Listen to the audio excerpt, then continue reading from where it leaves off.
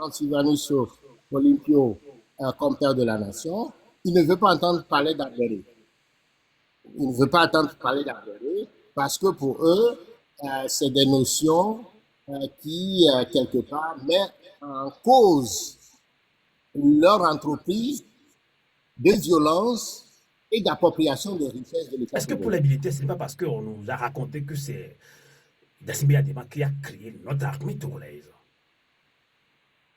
Ben, ça aussi, c'est une légende. Une légende.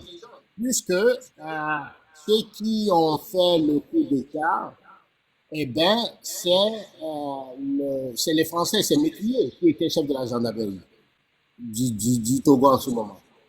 C'est lui qui est parti outillé, armé, les démobilisés, parmi lesquels il y avait un certain Yadema, pour aller attaquer, pour aller tuer, un crime crapuleux à un président. Et c'est la France qui a orchestré ça pour pouvoir remettre la vie le Togo. Maintenant, Yadema, quel était son grade quand il y a eu le coup d'État? Il était sergent. Mais au lendemain du coup d'État, Yadema a été fait colonel d'une certaine manière. Comment on peut passer de sergent à lieutenant-colonel? Même qu'il explique celui de l'ITP Bonnet, j'invite les Togolais à le lire. Et il y a des mots du sergent au général. Donc ce bouquin trace comment, du jour au lendemain, quelqu'un qui n'est même pas dans l'armée, qui est démobilisé, est devenu un lieutenant-colonel. Et ensuite, chef d'état-major, et c'est comme ça qu'on l'a préparé à prendre le pouvoir d'une certaine manière. Et une fois que cela est arrivé, on a bâti, en tout cas, il a bâti ce régime sur son flanc, essentiellement. Et il a eu à éliminer des militaires de haut nom, des militaires gradés, par exemple, Kleber Dadjo, qui a remplacé Gruniski. Et il y a des mal à déposer, les conditions de son traitement, les conditions de son assassinat, tout ça sont documentées. Donc, il a battu une armée clanique, et il leur a démontré.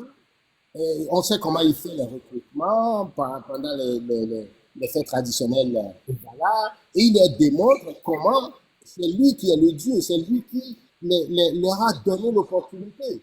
Et donc, le privilège qu'ils ont aujourd'hui, eh bien, ils le doivent à Yadema, que sans lui, ils ne seraient jamais rentrés dans l'armée. Tout ça, c'est faux dans la mesure où le gouvernement de Sylvanus Olympio, quand vous analysez la composition de ce gouvernement, son ministre de l'Éducation nationale est de Dapan.